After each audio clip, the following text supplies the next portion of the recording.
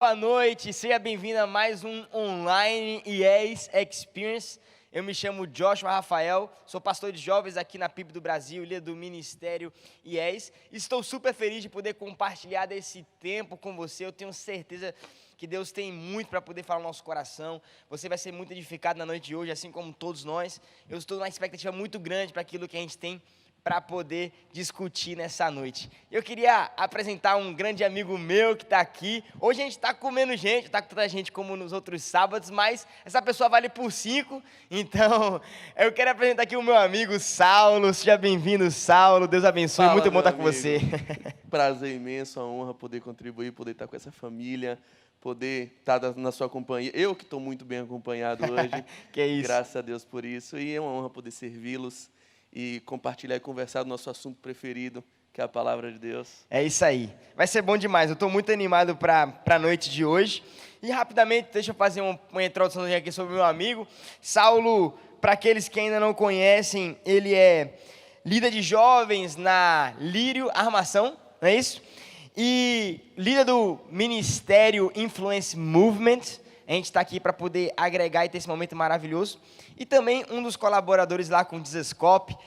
Talvez você já viu, eu tenho certeza, o quadro específico lá que diz "Você entendeu errado". É esse cara aqui que dá uma virada de chave na nossa mente muitas vezes. Você pode conferir lá no YouTube do Dizascope, tem muita coisa legal. Mas vamos direto aqui ao que importa. Hoje o nosso tema, a gente vai falar sobre pornografia na quarentena. Joshua, por que esse assunto? Porque na quarentena as pessoas têm consumido muita pornografia. Mas será mesmo que isso é algo que está dentro da igreja? É o que a gente vai ver. Deixa eu só te dar um panorama geral aqui para a gente poder entrar na nossa discussão. Quando a quarentena começou, bombou a internet de gente dando dicas sobre como viver essa quarentena, sobre como a gente fazer para poder passar. Todo mundo virou expert em tudo. Todo mundo que não tinha um bacharel virou um expert em infectologista, aprendeu sobre doença, aprendeu sobre tudo na vida. Inclusive, começaram a aprender bastante sobre assuntos um pouco curiosos como esse, que é a pornografia e a masturbação. E o que choveu de gente indo para a internet dizendo que a masturbação era uma alternativa para poder vencer o estresse, Saulo, na quarentena, foi gigantesca quantidade de pessoas falando sobre esse assunto. Inclusive, até países entraram com editais oficiais, ministros se posicionando, dizendo que as pessoas, para ter uma alternativa ao sexo, já que o sexo é algo que é muito físico e de muito contato, em tempos de pandemia de coronavírus, uma alternativa era você fazer o sexo solitário, que é conhecido como a masturbação, e, consequentemente, tendo acesso, muitas vezes, a conteúdos pornográficos. Deixa eu só te mostrar algumas coisas aqui. Uma psicóloga clínica, terapeuta sexual e de casal, né? Ela falou assim, que o sexo virtual e a masturbação mútua à distância e a masturbação solitária, tanto para casais quanto para solteiros, é uma boa coisa para se fazer em busca de um prazer pessoal no seu corpo e para que você possa ter essa alternativa, já que o sexo não ia ser algo tão fácil de ser acessado durante esse período. E ela estava incentivando as pessoas a praticarem esse conteúdo sexual. Além da masturbação, a terapeuta também afirma que o sexo à distância, ou seja, você fazer uma ligação pelo Zoom ou um FaceTime, você faz um sexo virtual com o sua namorada, seu namorado, não sei, e inclusive usar de sex toys, claro que higienizando os sex toys, é a única preocupação que ela trazia, né? Aí algumas manchetes, só lendo algumas coisas aqui para a gente entender um panorama geral. Algumas manchetes que saíram também, que eu peguei aqui, né, de alguns sites, dizia assim: pessoas estão se masturbando mais durante a quarentena por causa do coronavírus. Inclusive, as pessoas chegaram ao ponto de dizer isso. Eu li algumas matérias que diziam assim, que o coronavírus, ele ajuda na prevenção, a masturbação ajuda na prevenção ao coronavírus, ou seja, agora um bom remédio não é a cloroquinina, né, como alguns estão dizendo, mas uma boa coisa para frear aí o contágio é você se masturbar. Por quê? Porque você não vai para casa da pessoa ter sexo com ela. Se masturba, faz sozinho, que você vai evitar a contaminação. Chega a ser ridículo. Mas aí olha só, alguns dados também sobre mulheres, porque pornografia também está na vida das mulheres. Dizia assim, ó, sozinha nas quarentenas, mulheres estão se masturbando mais do que o habitual. E outras manchetes também dizendo assim, em maio, 12 de maio isso, né, dizendo assim, veja, 8 dicas para se masturbar durante a quarentena. Então, o que surgiu de vídeos, de assuntos sobre isso, bombou na internet. Porque é algo que realmente está sendo pregado, está sendo incentivado a viver. Como que você vê isso, Saulo, durante esses dias? Primeira coisa que a gente tem que constatar é que o mundo jaz no maligno. O mundo, de fato, vive um paradigma de deturpação. O mundo tem o ideal, que é o ideal do prazer. Há uma lógica hoje, e, sinceramente, qualquer grande coach que você for consultar, ele vai enviesar o seu ideal de vida, o seu propósito, para algo que vai lhe dar prazer, algo que vai lhe satisfazer. O maior amor de todos é o amor próprio. Quantas vezes você já viu essa frase em stories, em Instagram, em tantas coisas? O maior amor do mundo é o amor próprio. E é exatamente esse o ideal que a pornografia... Antes de amar o próximo, ame a si mesmo. Ame a si mesmo, exatamente. É esse o ideal que a masturbação e que a pornografia vão trazer para você. Porque é um momento de prazer onde o único satisfeito é você. É um culto à sua própria pessoa. Exatamente. A gente pode definir a masturbação dessa forma. E se você sabe que o mundo jaz no maligno, não me espanta ver esse tipo de comentário, ver esse tipo de ideal, ver esse tipo de propósito na mente de pessoas mundanas. O que me espanta é, muitas vezes, a ausência de protagonismo da igreja em ser referencial nesse momento. Perfeito. A gente vai falar sobre isso.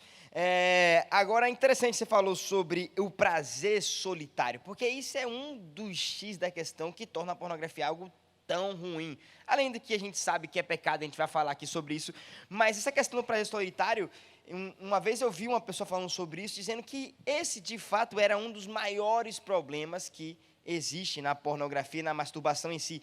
Porque uma vez que você começa a desenvolver esse prazer solitário, cada vez mais que você começa a desenvolver aspectos solitários da vida, você tende a ter uma visão solitária.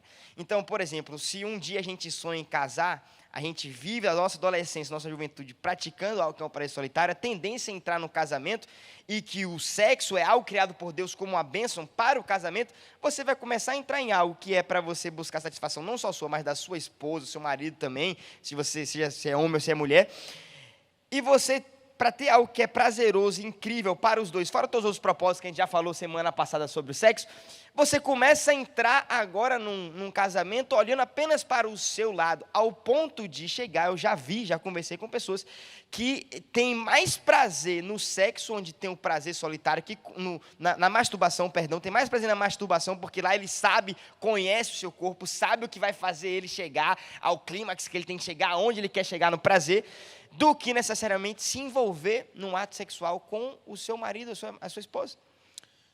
A masturbação e a pornografia, justamente por terem esse poder tão viciante de fazer você querer cada vez mais e ter transformar isso numa prática, elas têm a capacidade de modular a sua forma de prazer. Você aprende que sexo, o seu inconsciente adquire essa informação de que sexo é uma busca de prazer individual. Ou seja, sexo existe para que eu tenha prazer.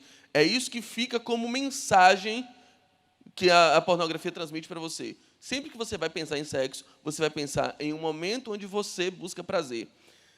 Só um adendo que é bem profético acerca disso é: a primeira vez que Deus falou com o homem na história da humanidade, primeira referência bíblica de Deus falando com o homem alguma coisa, você vai encontrar em Gênesis 1:28. E Deus dizendo assim, frutifique. Exato. A primeira vez que o diabo falou com o homem, na história da humanidade, você vai encontrar em Gênesis 3, ele dizendo, coma o fruto. Então, o propósito de Deus sempre foi, gere em outro aquilo que você não vai comer, porque gere para outro aquilo que você não vai comer. A árvore não come o fruto que gera, é para outra pessoa. Então, satisfaça outros, frutifique, dê para alguém comer. Invista no prazer de outro. A primeira palavra do diabo foi: aproveite o fruto que o outro deu e se satisfaça. Satisfaça.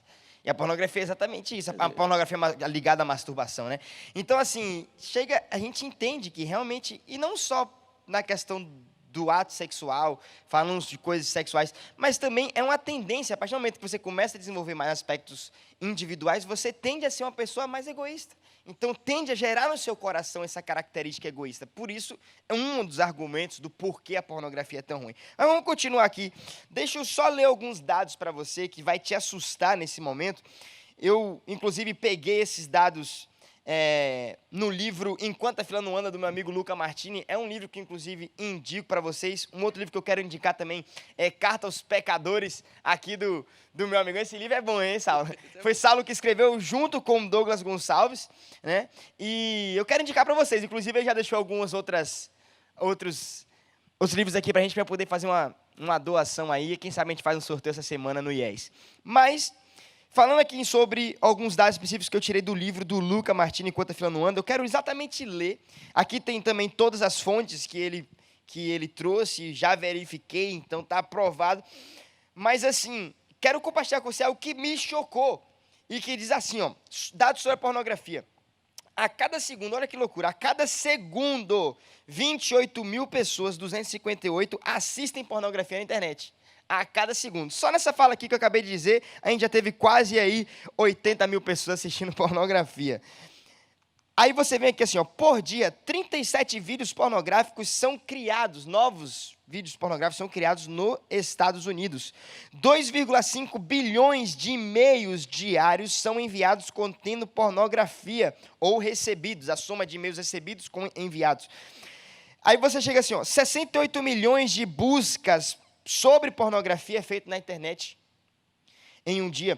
E um total de 25% de todas as buscas na internet são por gente pelada. Isso é um absurdo. Ou seja, a cada 4 pessoas que você tem, uma delas está entrando na internet para poder buscar conteúdo de gente pelada, conteúdo pornográfico. De todas as pessoas que vão entrar no Google ou vai colocar qualquer endereço lá na internet, ela está buscando por conteúdos pornográficos. A gente chega a uma conclusão que também traz essa pesquisa dizendo assim, ó, sites pornôs recebem mais visitas do que Netflix, Amazon e Twitter juntos. Você pega o Amazon, que é a maior plataforma, das maiores plataformas digitais hoje de comércio digital. A Netflix, que é uma das maiores fornecedoras de conteúdo digital sobre filmes, séries e tudo, com uma das maiores redes sociais do mundo. Você junta essas 3 plataformas gigantescas, não dá a quantidade de pessoas que estão acessando diariamente, buscando por conteúdos pornográficos. Agora, olha essa última parte aqui.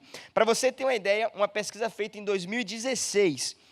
mais de 4 bilhões 599 milhões de horas de pornografia foram consumidas em todo o mundo.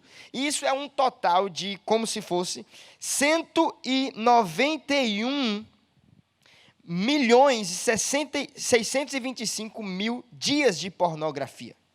Certo? Então, isso aqui é uma loucura. Se a gente for traduzir isso para anos, você chega a uma conclusão de que, detalhe, em um ano, agora eu vou traduzir toda essa conta para um ano, para você entender. Em um ano, quantos anos de pornografia foram consumidos no mundo inteiro? 525 mil anos de pornografia em um ano. Claro que isso se dá devido de que não é só uma pessoa que consome pornografia, a gente fala de um mundo que tem 7 bilhões de pessoas. Ou seja, em um ano, 7 bilhões de pessoas consumiram como se fosse 525 mil anos de pornografia. Então, é aquilo que Saulo já falou, o mundo jaz do maligno. É espantoso porque a gente cai numa realidade que a gente entende. E o que é mais espantoso ainda é a ausência do protagonismo da igreja. E o que se torna talvez até mais espantoso é que a igreja não só é ausente muitas vezes no protagonismo, mas condiz com essas coisas. Por quê? E aí eu já vou passar a bola aqui para o Saulo. O próprio livro, essa pesquisa é uma pesquisa que o Saulo traz no livro dele, diz assim, ó, uma pesquisa agora com cristãos, tá? Tudo que eu falei aqui foi um número geral, contendo cristãos e não cristãos. Agora eu vou falar de cristãos. No ano de 2016, o grupo Barna fez uma pesquisa onde homens, aqui específico de homens, cristãos que frequentam as suas igrejas, então, teoricamente, estamos falando de pessoas que vivem realmente o evangelho, pelo menos eu espero, né?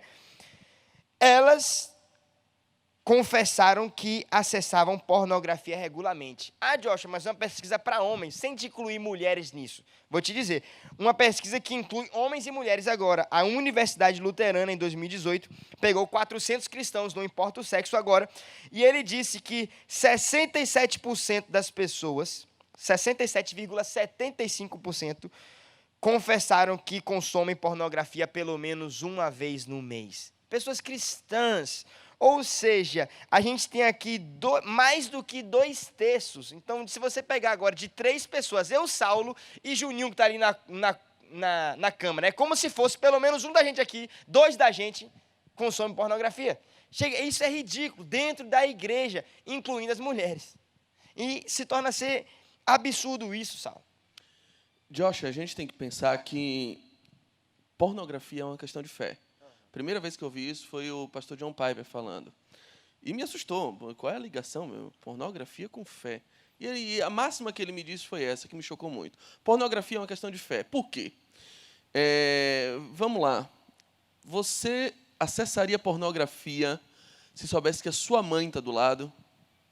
Se sua mãe estivesse aí do seu lado agora. Pronto, sua mãe do seu lado. lado. Você está assistindo a gente. Se você não estivesse assistindo a gente e sua mãe estivesse do seu lado, você teria coragem de mudar agora? Uma pessoa qualquer, sentada no sofá da sua sala, você lá assistindo pornografia, e aí, opa, tá legal aí. Você faria isso? A resposta que eu escuto de todo mundo é, obviamente, não. Ninguém acessa pornografia se a sua mãe está do lado. Porque quando a pessoa acessa pornografia, qual é a sensação que ela tem? Qual é a confiança instintiva que ela tem? É que ela está sozinha. Eis a minha notícia para você. Você não está sozinho. E essa é uma questão de fé. Se você entende que quando você acessa navegação privativa, quando você acessa um site que é proibido para menores de 18 anos, um acesso pornográfico, o seu amigo o Espírito Santo está do seu lado.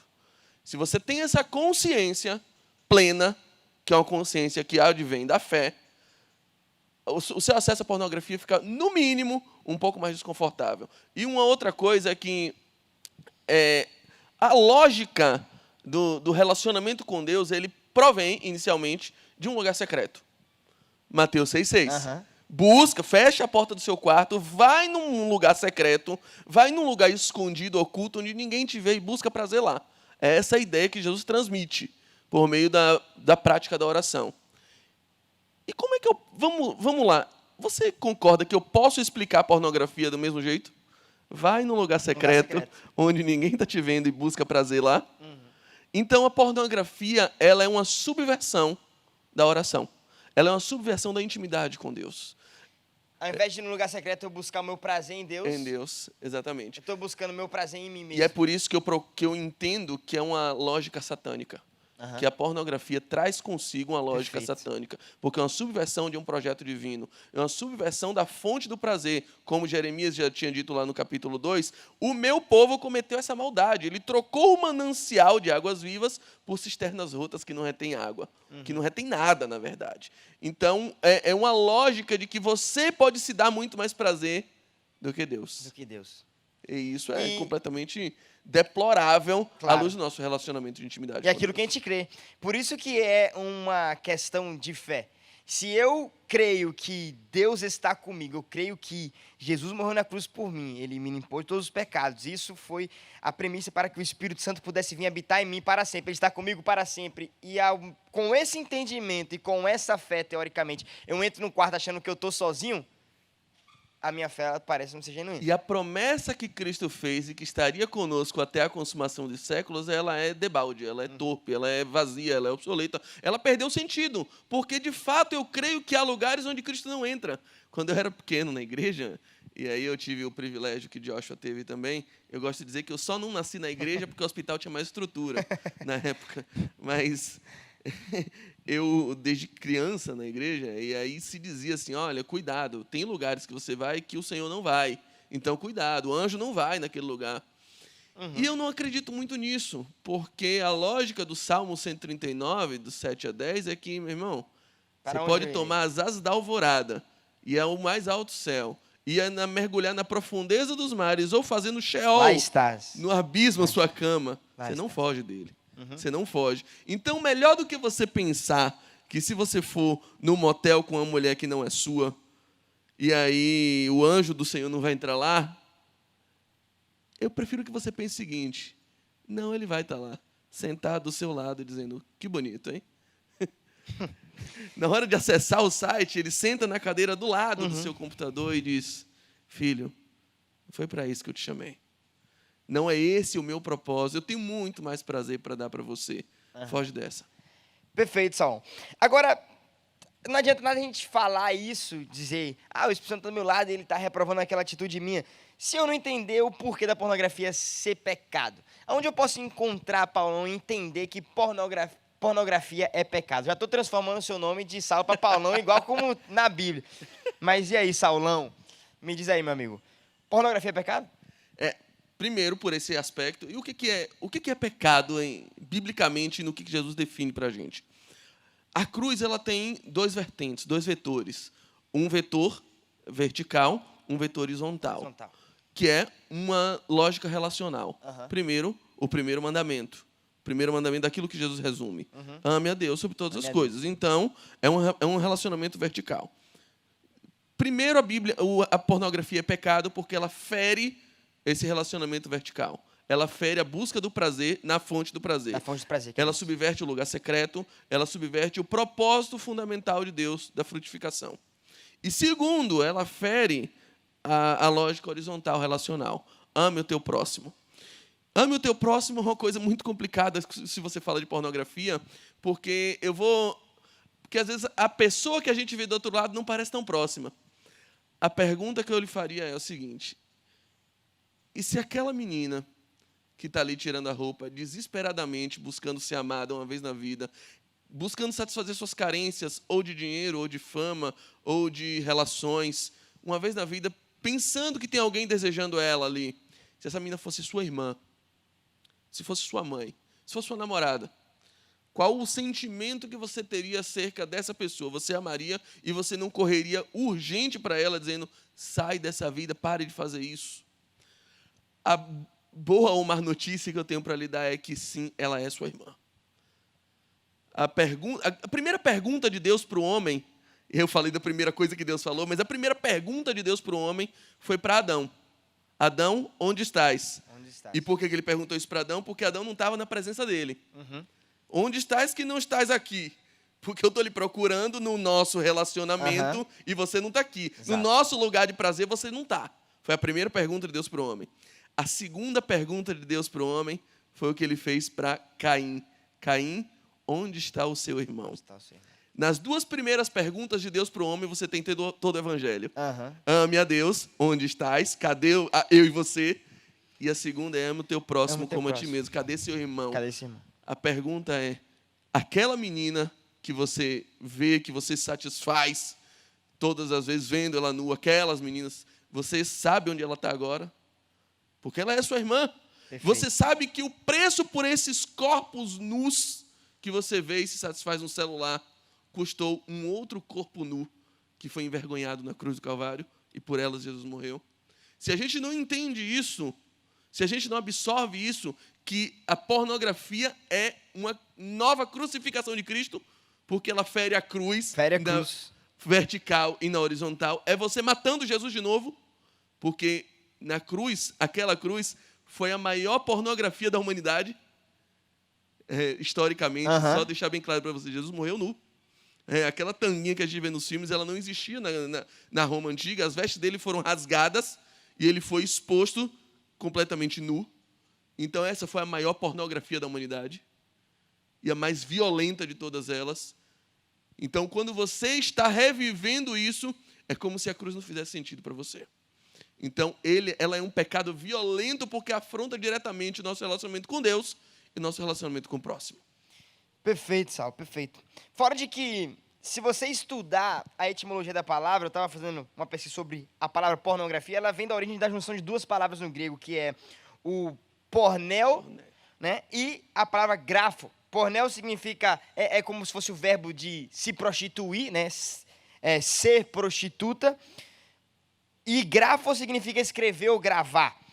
E se você olhar todas as vezes no Novo Testamento em que a gente encontra um versículo onde Paulo, seja quem for, está incentivando os cristãos a se absterem da imoralidade sexual, essa palavra imoralidade sempre vem no Novo Testamento como pornel. Então a mesma palavra que dá origem à palavra pornografia é essa palavra que os apóstolos diziam, se abstenham dessa prostituição. E pornografia não deixa de ser uma prostituição. É o mesmo pecado em que os apóstolos constantemente diziam. 1 Coríntios 6, 18, você vai ver, fuja da impureza. E vai falar sobre o pecado que você comete no corpo, na imoralidade. Você vai ver lá, 1 Coríntios 10, 8, que fala, não pratique a imoralidade, é pornel de novo. E 1 Tessalonicenses, que é um versículo muito conhecido que a gente fala sobre imoralidade sexual, 1 Tessalonicenses 4, 3 ao 5, ele diz, abstenha-se da prostituição, e essa palavra prostituição é porneia no grego, que é a mesma palavra que dá origem ao pornel, que é a palavra também da pornografia. Então, é o mesmo pecado. Claro que há atitudes, talvez, teoricamente diferentes, mas é o mesmo pecado. E a gente entende isso e constantemente se abstenham. Quando eu falei do amor ao próximo, e a gente gravou o mandamento como ame o teu próximo como a ti mesmo. Ele sempre valeu, esse é o resumo da lei. Jesus, ele dá uma mudada nisso, ele agrava esse pensamento. Em João capítulo 13, João capítulo 13 já está no final do ministério de Jesus, tá? Já está na última ceia, no último discurso de Jesus com seus discípulos. O que ele faz na última ceia? Ele chega lá, se veste numa toalha, começa a lavar os pés de todo mundo e ninguém entende. Pedro primeiro diz, não, você não vai lavar meu pé, tá doido?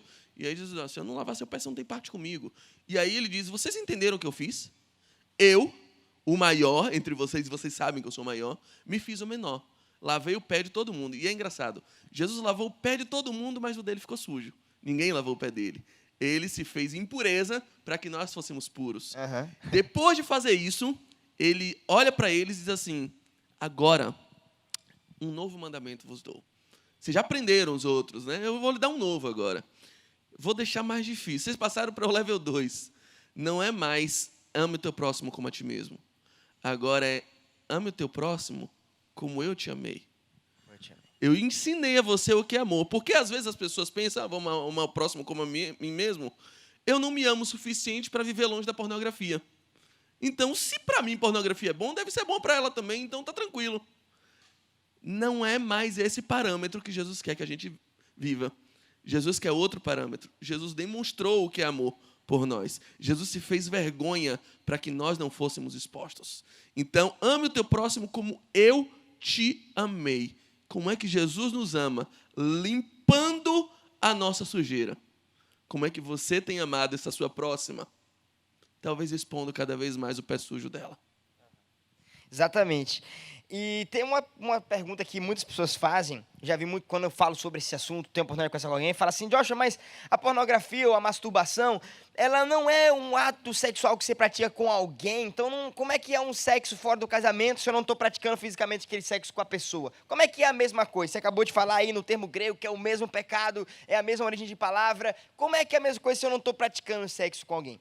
A gente tem que lembrar o que Jesus nos ensinou. Jesus disse, não basta apenas você tomar a mulher do seu irmão, se você desejar aquela pessoa, você já está cometendo adultério.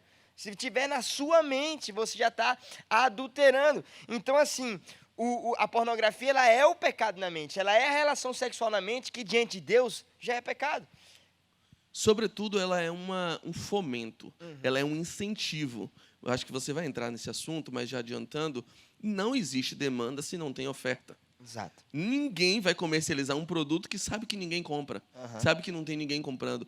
O nosso incentivo vem por meio do acesso. Exatamente. Aquela menina, ela está se relacionando com você pelo seu like, pelos seus views, pelo seu acesso. E quanto mais você acessa, mais ela está vendo. Dá certo. Dá certo. É um mercado cada vez mais lucrativo e rentável. Por quê? Porque tem demanda.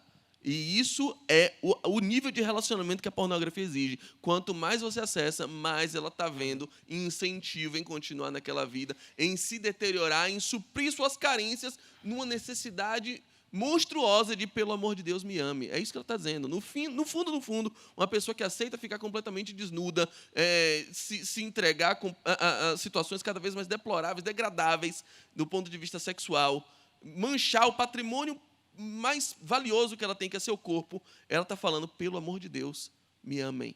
Pelo amor de Deus, me aceitem, me acolham. Ela está desesperadamente precisando de alguém que admire ela. Perfeito. E uma frase que eu gosto muito, que o pastor César, né? A gente conhece bem o pastor César Castelhanos, ele costuma dizer assim: a pornografia, aquela imagem que você vê, ela é como se fosse uma tatuagem que é feita na mente. Claro que eu não estou aqui dizendo se tatuagem, meu mérito não é esse, tatuagem é certo ou errado, isso talvez, que sabe, pode ser assunto para uma outra conversa. Mas eu estou falando sobre o aspecto de como é que você faz um desenho no seu corpo, a tatuagem, você tirar aquilo ali, existem, mas é algo primeiro que é super caro e super complicado de se fazer. Então, você colocar uma imagem na sua mente, como se você estivesse literalmente tatuando na sua mente uma imagem, que para você tirar ela da sua mente, é algo super complicado de fazer. Claro, eu creio sim no poder do sangue de Jesus para poder apagar o nosso passado. Se Jesus esquece, ele pode nos fazer esquecer, com certeza. Mas enquanto não houver esse processo de arrependimento, é uma imagem que fica na nossa mente gravada, que é super difícil de fazer. A própria psicologia fala que é super possível a gente gravar memórias, imagens, sobretudo imagens, que nossa memória é muito fotográfica, de criança, e às vezes por um gatilho, quando você é adulto, você lembrar, e que pode ser o gatilho para você vir a cair novamente. Quantas vezes, eu confesso, eu, infelizmente, já pratiquei, já consumi contos como esse lá no meu passado, não tenho vergonha de falar isso, sou lavado pelo sangue de Jesus, é realmente a nossa natureza de caída, e que já passei por isso, mas eu lembro de quantas vezes eu percebi, era nítido, principalmente na minha época em que eu entrei naquela crise de eu quero vencer, mas não consigo vencer. Eu já passei por isso. Eu não consigo, eu quero, eu sei que é errado, eu sei que é pecado, mas não consigo vencer. E eu entrava naquela luta constante e eu pensava justamente isso, como é que eu posso fazer para poder vencer? E aí eu passava, quem sabe, um mês sem conseguir cair, e eu ficava feliz, estava me sentindo bem, já voltava a ler a Bíblia. Só que, cara, era eu pegar no meu Instagram e começar a ver as imagens da menina de biquíni, começar a ver as imagens daquele jeito, que aquelas imagens iam aos poucos aí na minha mente, cara, era questão de dias ou minutos ou horas para poder vir a cair. Ativa o gatilho. É a mente que fica gravada na mente. Joshua, você sabe que eu também sou advogado, trabalho também com famílias, com direito de família.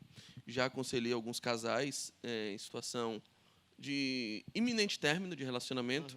E eu já tive a oportunidade de conversar com alguns homens. E para você ter uma ideia do poder maléfico, devastador que a pornografia pode ter, eu tive conversa com alguns que assumiram para mim, eu falei assim, uma das causas que meu relacionamento começou a degringolar é que eu parei de sentir prazer com minha esposa. Eu parei de sentir qualquer tipo de atração sexual por ela. Falando de modo bem claro, o vício em pornografia desenvolveu nele uma disfunção erétil. Ele não consegue mais se relacionar com mulher nenhuma. Por quê? Porque para ele, prazer mesmo é sozinho. É sozinho. Não tem mais como uma pessoa do lado... E é o que a pornografia faz. O que ele me dizia assim, a sensação que eu tenho é que a mulher do lado me atrapalha. Ela atrapalha a busca pelo meu prazer. Então, a pornografia ela não é só um pecado que é uma afronta direta a Deus, mas é um pecado autodestrutivo. Ela vai te destruindo por dentro porque ela modula completamente a sua forma de se relacionar. E inclusive relacionamento sexual, por quê? Porque você aprende que tudo é para você, tudo é seu. Exatamente. E você não entra numa relação disposto a dar prazer para outra pessoa, porque todo prazer tem que ser seu. A outra pessoa do lado, ela passa a ser um complicômetro, ela passa a ser um obstáculo à sua busca pelo prazer. Exatamente, Sal. E assim, perfeito, porque foi aquilo que a gente estava falando um pouquinho mais no início, do prazer solitário. E tem muita gente entrando nesse assunto um pouco do casamento, porque, claro, a gente sabe que é uma etapa da vida, nós como jovens estamos nos preparando para isso. Inclusive, acho que uma das coisas mais importantes sobre a gente falar quando se preparar para o casamento, achar a pessoa perfeita, antes eu tenho que pensar se eu sou a pessoa perfeita para poder casar. Perfeito nunca vamos ser, mas a gente entende o contexto. Agora sim, talvez a gente está aqui diante de várias pessoas cristãs, né? Pessoas que vivem o evangelho e que estamos aqui conversando, cremos em Jesus, Jesus é a nossa vida. Agora, a gente para poder pensar, talvez tenha pessoas aqui, porque a gente viu que a pornografia ela está no mundo, aonde a gente vai, a gente está exposto a isso, nas músicas, na internet, nos outdoors, na televisão, nas séries de televisão que você assiste. Hoje, para você ver uma série que não tem conteúdo pornográfico, é quase impossível. Claro que eu não estou falando daquele pornografia, o nível que realmente você vê tudo, mas conteúdos sexuais está exposto. O nosso dia faz parte da sociedade. Aquilo que ativa os gatilhos. Exatamente. A sugestão Exatamente. que ativa a sua mente para outras portas. Exato. Está na sociedade. E aí a gente pensa assim, talvez, Josh, mas eu sou cristão, eu estou me guardando para que eu possa vir a ter minha relação sexual só com minha esposa, mas o cara, talvez, ou a mulher, está ativa na vida de pornografia e masturbação. Aí a pornografia ela tem esse poder, ela desenvolve cada vez mais em você esse senso solitário, onde a pessoa começa a buscar o prazer solitário. Daqui a pouco você está aí pensando, cara, eu vou me guardar para ter sexo somente com minha esposa, mas está ativo na pornografia, ou meu marido, né? Está ativo na pornografia. Daqui a pouco você vai casar e você vai descobrir que você não tem prazer no sexo, porque você desenvolveu tanto um prazer solitário que para você o prazer é ser sozinho. Exatamente. Foi o que você falou. Talvez Saulo falou de um casal, o cara durante o casamento descobriu isso, mas tem gente que se ativar tão forte essa vida de pornografia e masturbação na adolescência e na juventude, o cara pode chegar a casar e descobrir que ele não tem o prazer. Foi o que eu falei. Existem pessoas, eu já conversei com pessoas que dizem que tem mais prazer na masturbação do que no ato sexual com a esposa. Josh, o que eu acho que biblicamente a gente tem como antídoto, como vacina. Vacina não, mas porque é repressivo, mas como remédio à pornografia. A gente já identificou que a pornografia é um culto ao eu, é uma egolatria, é uma adoração à própria imagem. Então, isso é claro na nossa mente. A pornografia é a autoadoração. Tranquilo. Como é que a gente pode vencer a autoadoração? A Bíblia diz o seguinte: se você quiser ser perdoado por Deus, você tem que fazer uma confissão. E a confissão é a Deus. Paulo escreve isso na sua primeira epístola. Se confessarmos os nossos pecados, Ele é fiel e justo para nos perdoar de todo pecado e purificar de toda injustiça. Então, se você quiser ser perdoado, confesse a Deus. Só que o pecado, ele não só te afasta de Deus, como ele te enferma. É o caso desse rapaz que eu comentei. O pecado te deixa ferido, magoado e doente. E aí, a gente lembra do que Tiago diz no capítulo 5, verso 16. Confessai as vossas faltas uns aos outros para que sejam curados. Para Deus eu confesso para ser perdoado. Para o meu próximo eu confesso para ser curado. Por que eu tenho... E aí o meu conselho, se você, servo de Deus, filho de Deus, nascido de novo, quer buscar a regeneração cada vez mais, a santificação cada vez mais, mas está aprisionado pelo vício da pornografia. O grande conselho que eu te dou é, além de amar o seu próximo, além de valorizar a presença de Deus, conte para alguém de sua confiança. Conte para o seu discipulador. Perfeito. Confesse para alguém. Por quê? Porque quando você confessa, a idolatria do ego é quebrada. Você está se desnudando na frente de alguém. Você está admitindo, Joshua, meu pastor, eu sou um miserável. Você não sabe quem sou eu. Eu vou te contar aqui quem sou eu. Você acha que eu canto bem ali, né? Você acha que eu prego bem, né? Você não sabe quem sou eu. Deixa eu lhe contar quem sou eu. E fazer isso, meu amigo, é um exercício muito doloroso. Tem que quebrar o ego. É pesado. A idolatria... A estátua de Nabucodonosor é quebrada com o quê? Com a pedra sem mãos que vai na base e destrói imediatamente. É ali onde o seu altar a si próprio é destruído. Quando? Na confissão. Confessar para Deus tudo bem, você sabe que Deus não é X9. Você sabe que Deus não vai te julgar, então tá tranquilo. Em oração a gente confessa tudo. Exato. Mas existe um outro nível que você precisa fazer. Eu costumo dizer assim, Salão, o ato de você confessar para Deus não é você contar para Deus uma novidade, obviamente. Como a gente falou, Deus, o Espírito Santo está do seu lado na hora que ele está vendo. E isso é uma coisa mais louca. Deus nos deu o Espírito Santo para que ele pudesse estar com a gente para sempre. Foi a promessa que ele deu lá em João capítulo 14. E a gente tem esse cara, loucura, o Espírito Santo vai estar com a gente para sempre, inclusive quando a gente pecar. Ele é santo. O que fere a presença dele, o que fere a essência quem ele é, ele está ali mesmo sabendo que está ferindo a ele. E ele está ali com a gente o tempo inteiro. Então, assim, quando a gente conta algo para ele, a gente não está contando, nossa, vem cá que eu vou te contar uma novidade, você não sabe. Eu entrei no meu quarto ali escondido e fiz isso. Não, o ato de você confessar é como se você estivesse dando uma carta branca, dizendo assim, Senhor, estou permitindo, vem. Eu preciso de você, eu sou realmente esse miserável que você falou. Eu quero, eu preciso que você venha. Porque eu costumo dizer isso também. O Espírito Santo é como se fosse um príncipe. Isso é incrível da parte dele. Ele não vai forçar nada, gente. Ele sabe o que é bom, mas ele não vai forçar. No momento que a gente pede a Deus, a gente vai diante dele com humildade, a gente se quebranta, a gente coloca um coração quebrantado e não despreza. Eu gosto do seguinte exemplo. Imagine que eu tenho um problema muito constrangedor, problema de mau hálito. Vamos lá. Eu tenho mau hálito e você sabe que eu tenho mau hálito. Só que, chegar no cara que tem mau hálito é um negócio constrangedor. Pô, velho, esse bafão aí, toma um house aqui. Isso é constrangedor. Porque você pode chegar em mim, Saulo, você tem um bafo danado, eu vou... Se meta na minha vida não, brother. Sai de baixo. Te dê ousadia. Eu nem te dizer nada, não. Então, é isso. É difícil você chegar numa pessoa para falar uma coisa que é tão íntima, que é tão constrangedora. Mas imagine que você é especialista em mau hálito. E eu chego para você e digo... Joshua, preciso de ajuda, preciso de socorro. Você diz, o que é, meu amigo? Assim, eu tenho um mau hálito, cara, me ajude. E aí você vai dizer, eu já sabia disso. E eu tenho a solução. Mas eu esperei você se abrir para mim, para que eu tivesse a legitimidade de atuar na sua vida.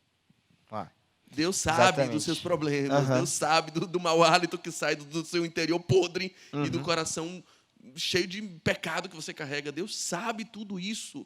Mas a oração é o exercício que a gente faz para convidar Deus, aquele que já sabe de tudo e que tem a solução para entrar em nossa vida e resolver o problema. A gente vai finalizar justamente falando com os aspectos bem práticos, assim. A gente vai falar sobre isso. Quem sabe a gente pode até, Saulo, já vou até deixar uma deixa aqui, a gente fazer uma live ou gravar um vídeo junto para poder falar sobre esses aspectos de como vencer a pornografia de um jeito mais prático. Mas a gente vai tentar pelo menos resumir isso, porque é claro, é importante a gente falar sobre isso hoje ainda. Agora, eu quero trazer algo que talvez você está pensando assim, Joshua, tudo isso eu meio que entendo. Claro, hoje ficou mais claro, abriu meu coração, eu pude entender muitas coisas, tá mexendo comigo, eu quero realmente vencer isso, eu sei que eu preciso. Agora, ainda assim parece que, mesmo eu sabendo que é pecado, sabendo que é errado, às vezes eu não consigo encontrar forças para poder deixar de consumir algo que é terrível. Deixa eu tentar te trazer agora uma outra face da pornografia que eu tenho certeza que vai chocar a sua vida assim como chocou a minha. Eu quero falar sobre a pornografia como um mercado negro. Existe o mercado negro da pornografia, Josh? Assim como existe mercado negro de venda de órgãos, mercado negro de drogas, existe o mercado negro da pornografia e eu quero te dizer que representa a maior parte da pornografia. Deixa eu te dizer algo. Pornografia não é Hollywood. Os conteúdos hollywoodianos pornográficos aí criados não representam nem quase 20% da pornografia verdadeira. Deixa eu te dizer o que é o mercado da pornografia, que eu espero que gere um nojo no seu coração, assim como gerou no meu. A pornografia, Saulo, é hoje, só para entender um pouquinho, o segundo mercado mais lucrativo do mundo. Sabe qual é o primeiro? O mercado de armas bélicas. É o mercado que mais lucra hoje no mundo. O segundo é a pornografia e o terceiro é o mercado de droga. Aí a gente vê aquilo que a gente falou, o quão chocante é a falta de protagonismo da igreja. Se a igreja fosse realmente protagonista como ela deveria ser, desde quando ela surgiu, a gente teria o mercado de armas bélicas, que produz tantas guerras. Claro que não é a arma que produz a guerra, mas intensifica. A pornografia, que é um pecado, uma afronta diretamente a Deus, o nosso relacionamento com os irmãos, como a gente falou aqui, e as drogas, que também, tipos de vício aqui que a gente fala, três coisas que falam dos maiores mercados lucrativos do mundo inteiro. Se a igreja não tivesse ausente, seriam esses três mercados? É uma coisa para a gente poder pensar. Mas fato é que a pornografia é o segundo, é o nosso tema de hoje, né? É o segundo mercado mais lucrativo, que lucra por ano, em média, 100 bilhões de reais por ano. Isso dá 10 mil reais por segundo. Só nessa fala aqui mesmo já foi 100 mil reais investidos na pornografia agora. Outra coisa que eu quero te mostrar aqui, para você entender um pouquinho do mercado negro agora, entrando mais na parte negra do mercado mesmo. As mulheres representam 94% do alvo da mídia pornográfica. Quando um cafetão, ou seja, como é que se chama, o cara que produz esse tipo de coisa, vai buscar uma pessoa para poder produzir conteúdos pornográficos, 94% das vezes ele procura uma mulher. Dessas mulheres que fazem parte do mercado pornográfico, que estão sendo usadas, eu estou falando usadas mesmo, para produzir pornografia, 90 delas sofreram abusos sexuais enquanto eram crianças. E a maioria dessas sofreram porque desde crianças estão sendo induzidas no mercado pornográfico e na escravidão sexual infantil e de mulheres. Esse número representa um total de, hoje em dia, 1,4 bilhão de mulheres que estão nesse ramo, eu não estou falando das mulheres que querem estar. Esse número aumentaria ainda mais se a gente juntar as mulheres que querem estar. Mas de todas as mulheres que fazem parte do mercado pornográfico, 1,4 bilhão, não estou falando de milhões, estou falando de milhares, estou falando de bilhão, elas estão nesse ramo porque elas são escravas sexuais. Elas são forçadas, estão trancadas dentro de um quarto, não conseguem ver a luz do sol, porque elas podem acabar fugindo daquilo que elas não querem praticar. Elas são forçadas, induzidas a se deitar com homens. E aí eu quero contar um caso que explodiu. Esse caso talvez você já ouviu, porque ele realmente explodiu em 2011. Né? O caso de uma mulher romana que foi raptada em Londres e ela foi forçada a fazer sexo com dezenas de homens por dia. Então, imagina, talvez pode ser como o Saulo falou. Se você parar para poder pensar agora na ótica de que aquela mulher que você está assistindo não é uma mulher que vai te dar prazer na sua mente, mas é uma irmã sua. E, de fato, pode ser. 1,4 bilhão são mulheres escravas. Ou seja, está amarrado, eu não quero que você acredite. Mas já pensou, a sua mãe, talvez a sua filha, sair hoje de casa para poder comprar um pão. E no meio de comprar um pão, ela ser sequestrada e ela ser forçada a fazer sexo com dezenas de homens por dia. Isso é loucura. Tem mulheres que está acontecendo, mulheres estão sendo raptadas e forçadas como escravas sexuais. É o que acontece. E essa mulher romana aconteceu isso com ela. E ela ficou, de fato, trancada em um quarto. Não podia ver a luz do sol, até que, graças a Deus, por um milagre, ela conseguiu fugir. E aí ela relatou esse caso, depois fizeram, claro, toda a perícia e descobriram que era verídico essa história. Então, pornografia, gente, como eu falei, não é Hollywood. Pornografia é um crime organizado. Por que eu estou te dizendo isso? Hoje, Saulo, os maiores sites pornográficos, não vou dar nome aqui, apesar eu fiz algumas pesquisas e olhei sobre isso, não quero dar nome porque não faz sentido, né? Não quero falar sobre isso necessariamente, mas os maiores sites pornográficos que ele mais tem, os sites que mais têm acesso, é isso que faz ele ser o maior. Não é o site com layout mais bonito, tô falando disso, de mais acessos. Eles descobriram um segredo. Eles descobriram que não bastava eles buscarem esses vídeos e eles mesmos fazerem os uploads dos vídeos. Porque se eles fizessem isso, eles não iam conseguir colocar a quantidade de vídeos suficiente para a demanda que é. Porque a demanda, a busca é gigantesca para esse conteúdo, a gente já viu aqui. Eles descobriram que para eles conseguirem dar conta da demanda, eles tiveram uma ideia brilhante. Ao invés da gente ser os únicos produtores, de Hollywood ser a única produção de conteúdo pornográfico, vamos deixar o povo para produzir. Vamos deixar eles mesmos tocarem nas partes deles, se masturbarem ali sozinhos ou com várias pessoas, orgias. Eles mesmos fazem um vídeo caseiro dentro de casa e eles mesmos colocam. E eles disponibilizam a oportunidade de você mesmo fazer o upload do seu próprio vídeo e postar. Com isso, a quantidade de vídeos no site sobe pra caramba. E qual o problema com isso? Porque pessoas são estupradas, pessoas são forçadas, não é um mercado, entre aspas, legal, como às vezes tem em Hollywood. Tem essa parte da pornografia, que não deixa de ser pecado, mas existe. Mas a maior parte é o mercado negro. Pessoas que estão sendo estupradas estão sendo seus vídeos colocados lá sem a vontade própria dela. E aconteceu isso, é o segundo caso que eu quero falar para poder passar a bola para você. Uma menina, ela estava com seus amigos, ela foi forçada a fazer sexo com esses amigos estupraram ela, ela entrou em trauma, obviamente. Inclusive, dessas mulheres que são escravizadas, os estudos mostram que os danos emocionais nelas são equiparados com os danos que veteranos de guerra passam. Aqueles caras que a gente já ouviu histórias, o cara vai pra guerra, ele fica doido, porque ele só escuta a bomba, ele vê os amigos morrer, ele fica doido, ele não consegue mais viver depois, porque ele foi afetado emocionalmente por causa das guerras. É o mesmo dano que é causado na mente das mulheres que estão escravizadas pelo sexo. E pela pornografia. E aí essa menina, voltando pro caso, ela foi estuprada, e aí, beleza, ela foi, claro, sofreu um dano emocional absurdo por causa disso, mas a vida dela meio que seguiu depois, ela foi lidando da forma como ela tinha que lidar, afinal a vida é assim, ela não vai parar por causa da gente, ela tem que seguir. E essa menina foi vivenciando aquele dia, até que um dia começou a vazar esse vídeo dela, e ela não entendeu nada. Quando ela foi descobrir, esses caras pegaram e subiram num dos sites que permitem, um dos maiores sites de pornografia do mundo, esses caras colocaram o vídeo por vontade própria. Então, não existe fiscalização nesses sites, se aquele conteúdo é lícito, né? Se aquele conteúdo foi colocado lá porque foi realmente produzido por uma companhia, ou se foram pessoas sendo estupradas. Às vezes você está lá num senso, nesse ego que a gente falou aqui, de ver a pornografia, de promover seu prazer solitário, e você nem sabe que está vendo um vídeo onde a pessoa realmente está sendo estuprada. É um pornográfico, é um mercado negro por detrás, e que é absurdo. E aí é a coisa que eu falo, e se for nossa irmã? E se for nosso irmão?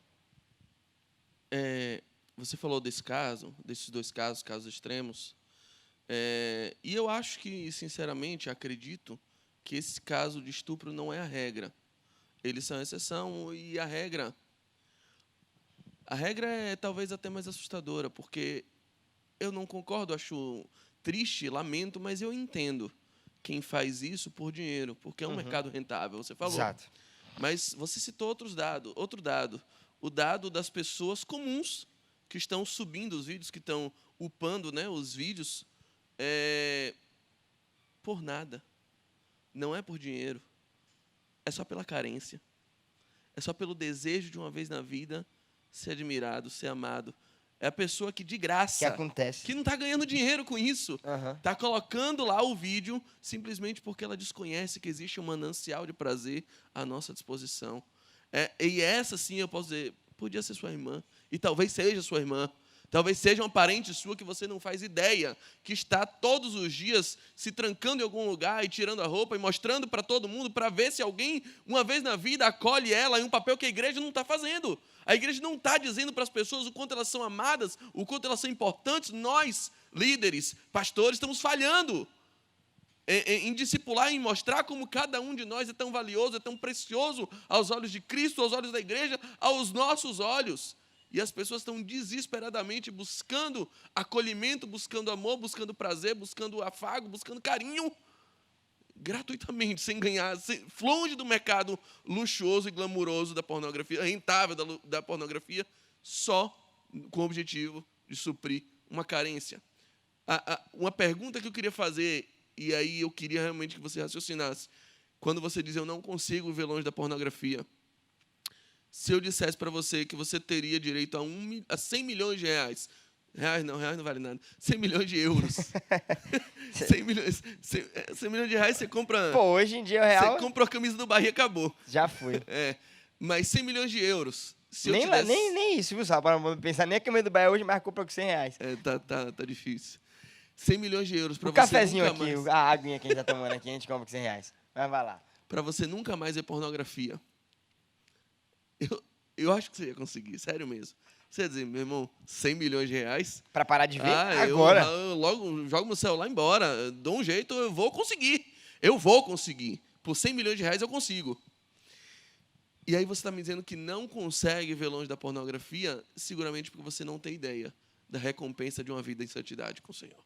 Você não tem ideia do valor da recompensa que Cristo tem para te dar, do que é crescer em graça e conhecimento e intimidade, do que é ser cheio do Espírito Santo cada vez mais numa vida de santidade. E a outra pergunta é, se tivesse alguém com a arma apontada para a sua cabeça, ou para a cabeça da sua mãe, a cabeça da pessoa que você mais ama, dizendo, se você olhar mais um vídeo de pornografia, não vacile, eu estouro a cabeça.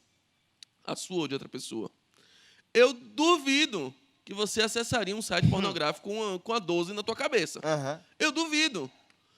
E aí, se mesmo assim você está acessando pornografia, é porque você desconhece ou está fingindo que não sabe os efeitos devastadores do pecado. Exatamente. Você não sabe, você está ignorando que o pecado pode lhe matar muito mais do que um tiro de fuzil.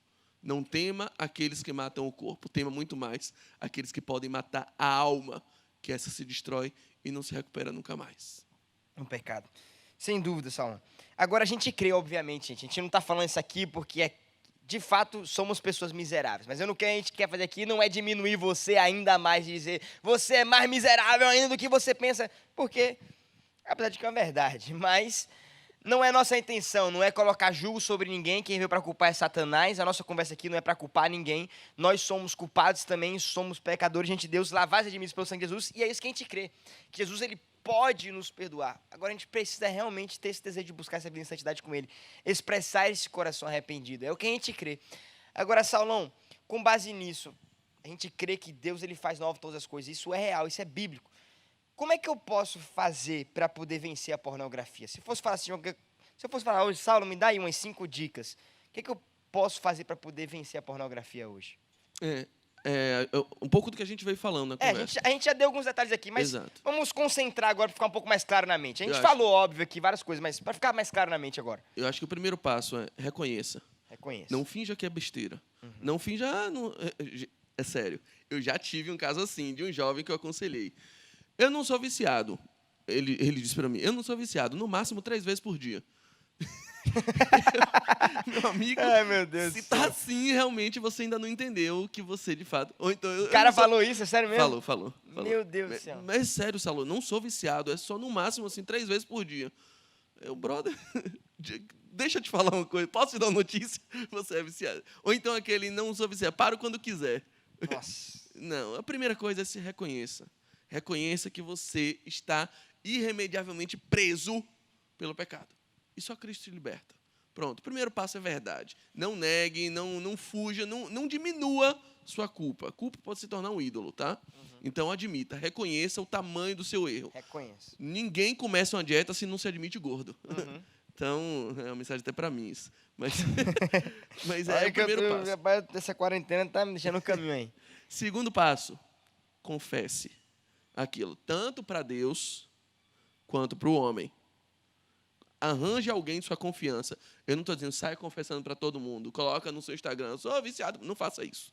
Não precisa disso. Isso nos ajuda até a quebrar aquela questão que a gente falou, que é o entrar no quarto sozinho. Exato. É como se confessar para Deus e para as pessoas, é como se você realmente, apesar de que Deus já está ali, mas é como se falasse assim, eu realmente estou te dando aquilo que a gente já falou, a liberdade para entrar. E para o amigo é a mesma coisa. Cara, eu não estou mais sozinho, eu estou abrindo a porta do meu quarto para que você não deixar que eu fique sozinho para poder fazer isso. Exatamente. E eu acho, só aproveitar esse conselho seu, isso não é só confessar uma vez, tá, gente? Porque ninguém vence a coisa da noite pro dia. Confissões. Viva de confissões. É o discipulado. Exatamente. Estabeleça esse nível, esse fluxo de abertura no seu discipulado. E um grande segredo nisso é você não esperar cair para confessar. É você chegar assim, cara, tá barril hoje, eu tô à flor da pele, minha mente não para, eu não paro de olhar no Instagram isso, aquilo. Tá doido, cara? E confesse, tem uma pessoa que você possa falar isso. Aqui na igreja nós temos os nossos líderes em célula, tem essa liberdade, a pessoa que você tem confiança para poder fazer isso.